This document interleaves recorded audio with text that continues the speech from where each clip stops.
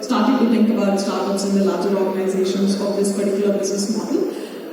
I think what we got right from a market perspective or the overall, addressable audience perspective, I think we still got scale and speed, but I think one piece that we still need to understand is how do we sustain and how do we really build, I think there's enough market making that's happening, but market monetization is still missing. We still run these B2C startups with a heavy discounting. How many of you open your respective B2C apps thinking deals, discounting, which is not really helping the business or the one of the stakeholders in the overall process? Let's say one of the food delivery apps that we're all talking about, neither of them who are involved in this process are really making money, but are still raising capital. So I think market monetization is something that we still need to understand and maybe approach with a different point of view in ensuring we sustain the business. At the same time, there's always an evolution that you have to go through in terms of knowing your audience. It's very easy for us to say, I know my audience, I'm building it for X billion in India and I know it'll scale for the rest of the world. Who are these customers who really pay for it? I think we're all used to the freebies on these applications and platforms, but beyond that, how do you build better value? And there's no shortcut to that when you're building business. So. I think the fundamental challenge in the consumer economy, especially on the digital side, is that it is typically a winner-take-all. It is a winner-take-all. Yeah, it's 0-1. It's a 0-1 model. Whereas on the B2B side of the world, it is, you would have 10 people offering the same solution and still be very large opportunities by themselves. True. And that's the fundamental difference between, how some of these opportunities are built up.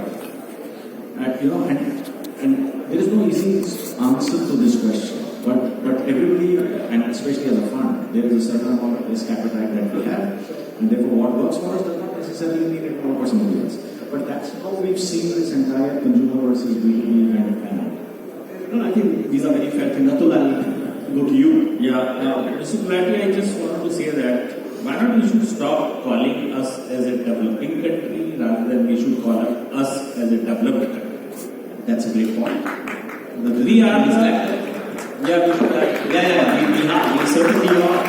So we are a developed country. Already the topic says path to a product-oriented nation. That means we are already on the edge to be a product nation.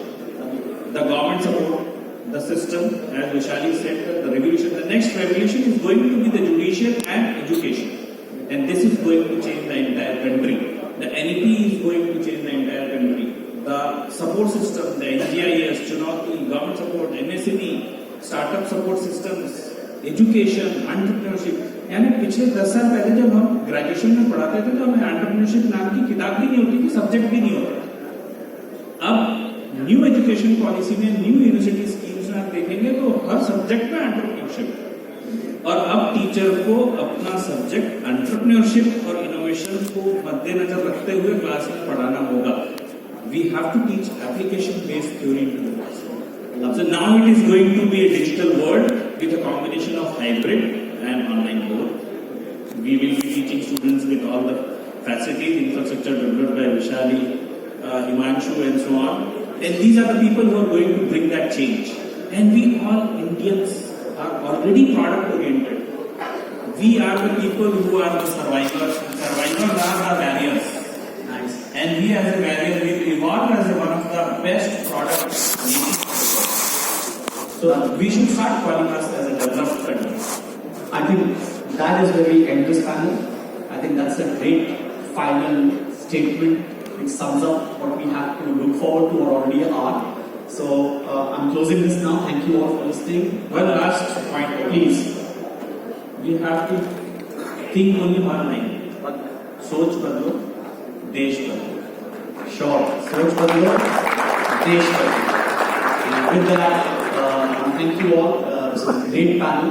I know I threw some goodies because I got late in preparing with you, but thank you for indulging me. Thank you for putting so much of value to our audience. Thank you so much.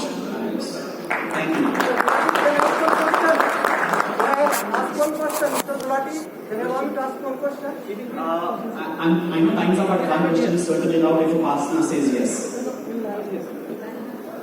No? Sorry, we're not taking questions, we are out of time.